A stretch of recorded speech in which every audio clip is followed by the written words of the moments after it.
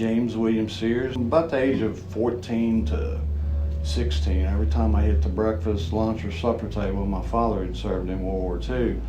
He was like, "You need to join the Army. Every young man needs to serve in a branch of service, not particularly the Army."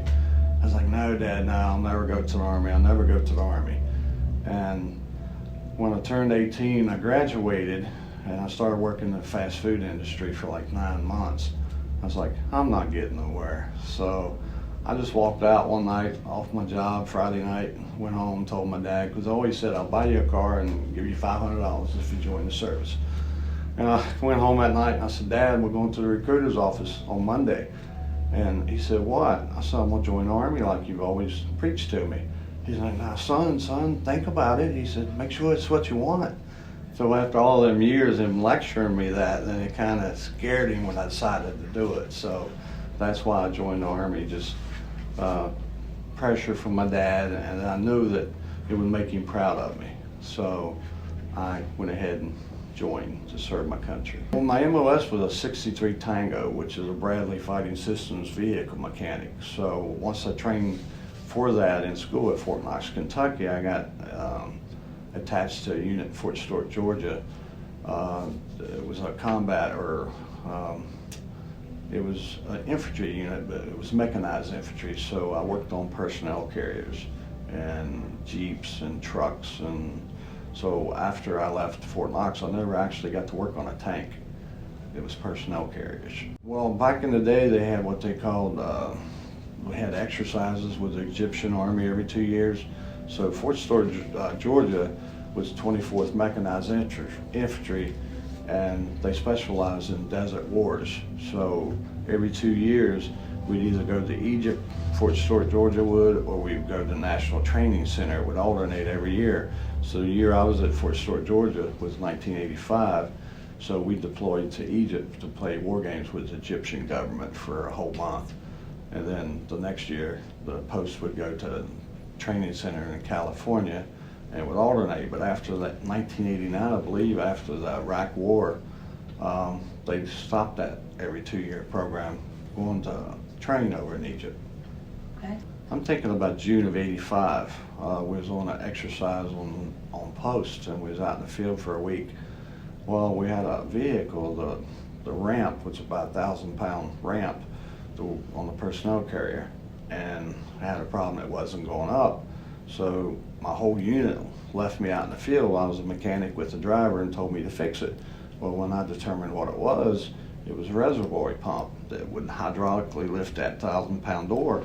Well, me and the driver was out there about 15 miles deep in the pine trees, so we had to lift that 1,000-pound door, or rear door, I guess you would call it. And when we grabbed a hold of it, about halfway up, I felt something give in my back, but I knew I had to keep on to get it up. So we got that up, and I had tore a bunch of muscles in my back. So I ended up in the hospital, and then all these muscles grew back together in a knot. And over a period of years, it attached cartilage to my spine and gave me degenerative joint disease. So I had to have a major surgery in 2010 and reconstruct my back because of the deterioration. My job over there was to keep the vehicles running. It seems like we had a problem keeping our tracks on and engines were blowing. So we worked at night because it was so hot on the day. And so basically about every day I was changing an engine in a personnel carrier. We just couldn't keep our equipment up in the sand. So I didn't get to really participate in the games. They had what they called $1 million minute, where they was blowing explosives to make it as live as possible. I could hear all the explosions, but I wasn't there to actually see them. Well, it would have been interesting to see, but you know, we had our job to do, and my job was to keep our vehicles running. So that was my concentration, was to keep the vehicles going. I did boot camp in Fort Leonard Wood, Missouri, and I got shipped from there to Fort Knox, Kentucky for my training for my MOS to work on tanks. And then from there I went to Fort Stewart, Georgia. Well, I jumped twice. I was in the Army, it was with military people, but it was in a private plane. And I got talked into jumping twice, so I jumped.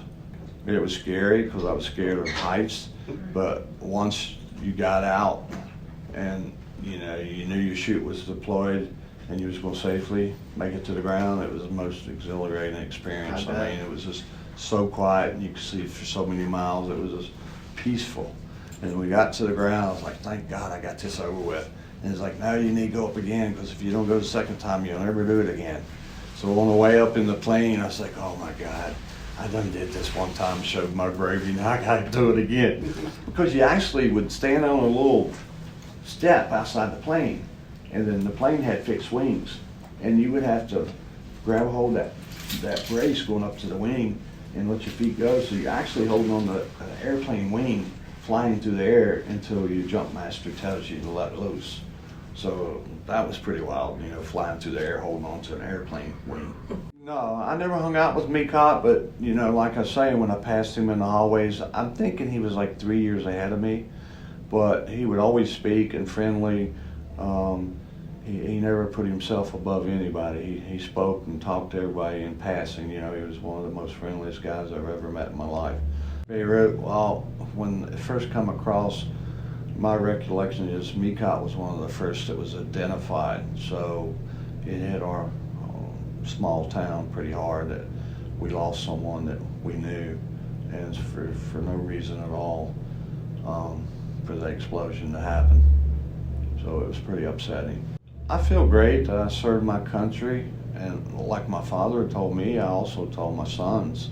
So my sons they didn't get the lecture I got, but I talked them into telling them this is a good way to start your life. And, you know, I injured my back, and it's changed the course of my life, you know, after time. And I would do it again if I could. It was a great experience.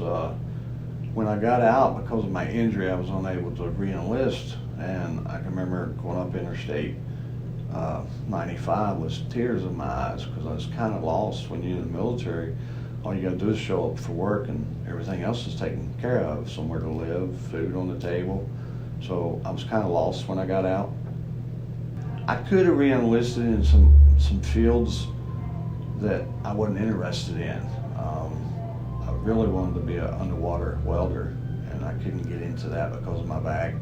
And the only thing they offered me was a combat engineer, which I had no interest in being.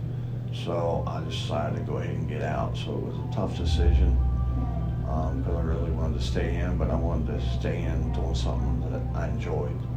I joined willingly. You know, I knew that the risk that a war could break out at any day, and being with the 24th Mechanized Infantry, which has changed now from the 24th, I knew that we were rapid deployment, and many a times we would have alarms and pack up our gear and line up our equipment to get ready to drive to port, and we didn't know if it was for real or if it was an exercise.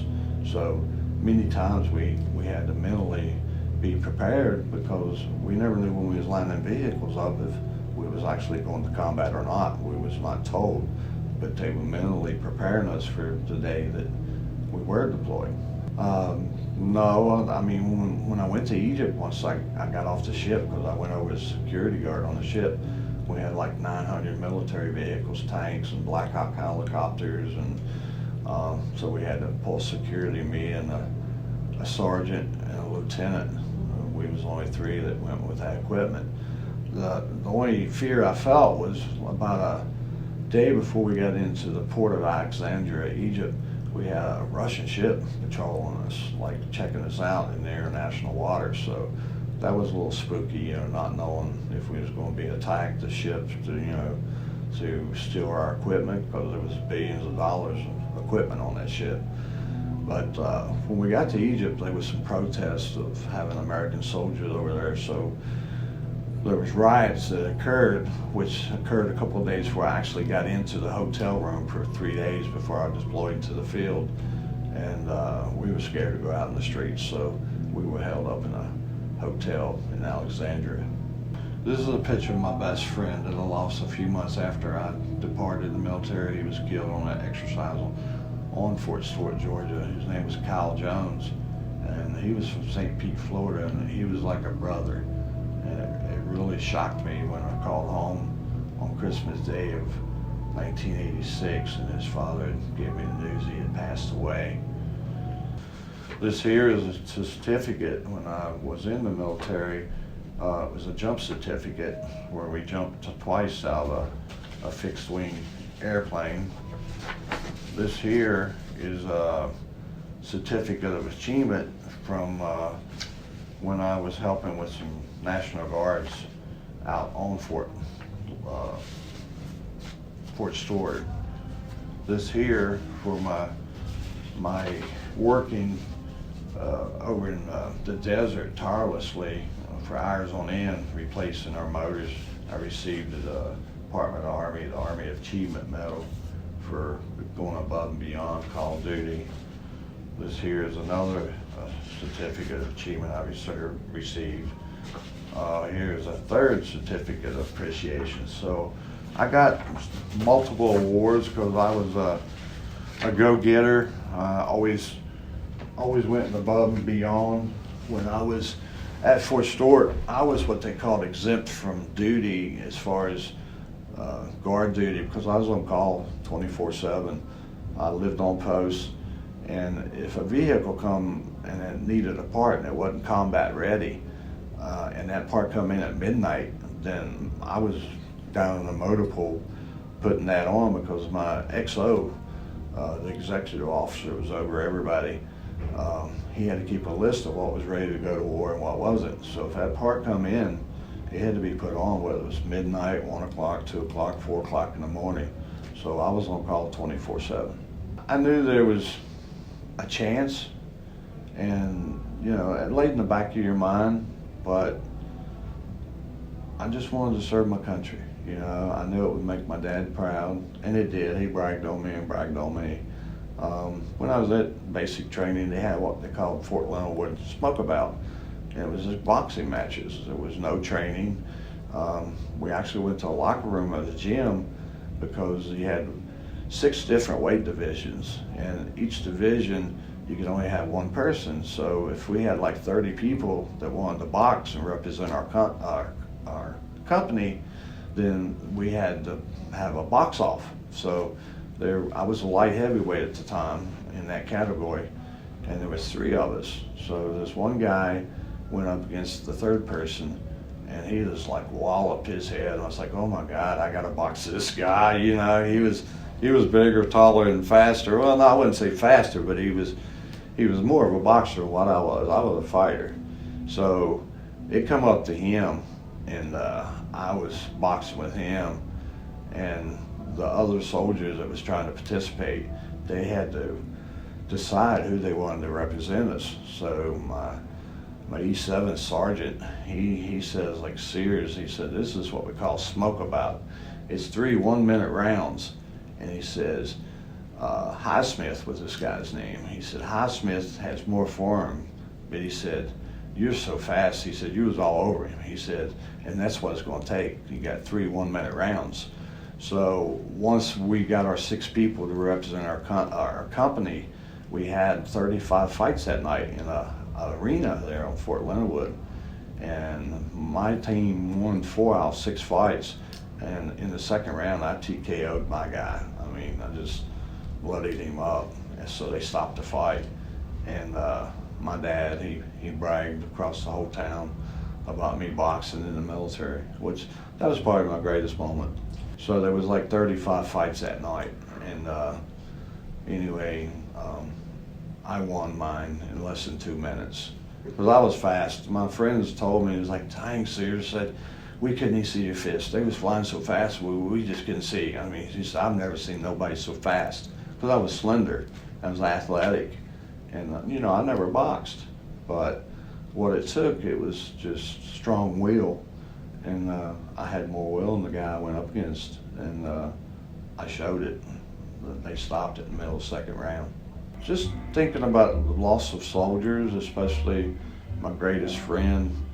Like I said, I would call the post, and he's like, well, he's not here, and we don't know. We'll give him a message. And that went on for a few months, and I just thought, I'll just forget about it. If you don't want to stay in touch, he won't. So I knew he would be home for Christmas. He loved his family. I visited St. Pete and his family many a weekends. We would go there, and if we didn't go there, we'd come to West Virginia, and he was part of my home.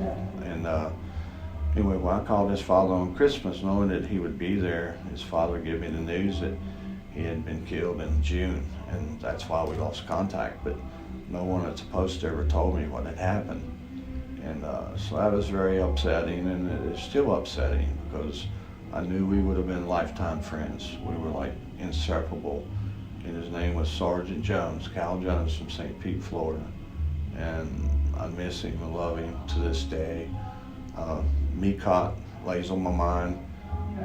Elisa, she does such a wonderful job to keep his memory alive. And she has so much drive for veterans. I mean, I just love her. She's great. Well, when you get out, you had like a 13-week separation pay. And I come home, I think it was February of '86. So I hung out in my hometown for 6 weeks and decided it was time to move out of my town. It was just a small town, there was no work. And one of the biggest reasons I left town to join the military, I wanted to do something. I didn't want to hang out and be nobody. So once I got out of the military, I moved up to Harrisonburg, Virginia, and I got into being a truck driver. So I drove a truck till about 25 years until it got to where I couldn't drive no more because of my back injury that I received in 1985 while serving. I mean, it goes from everywhere from seeing tragic accidents, you know. It's probably the worst. I mean, there was a couple times I almost had incidents myself in a heavy rainstorm down on 85 coming to Greensboro. It was just pouring rain, you could barely see. I had a 53-foot trailer behind me, and all of a sudden traffic was stopped, and I jackknifed, and there was 4 lanes of traffic.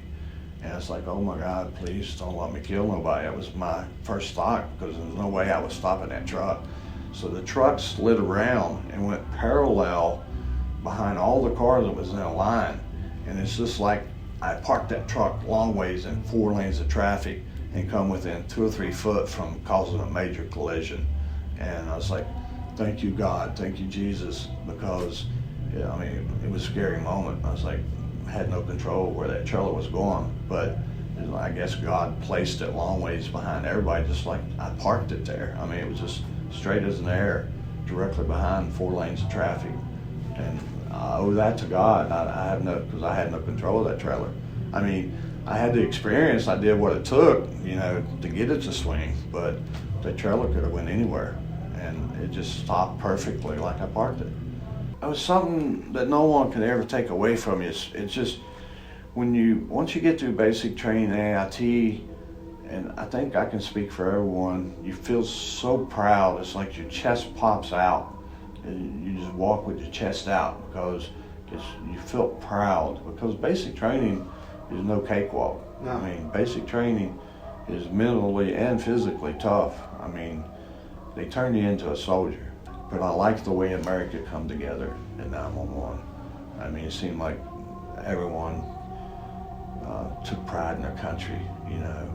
It was tragic, and the loss of Mecott was tragic. It was senseless.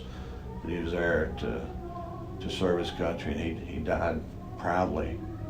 And I'm so happy his sister carries his name, yep, and in her heart, and promotes the military, especially the Marines, because it was her Marine brother, and she lost a loved one, but she tirelessly supports the military and veterans.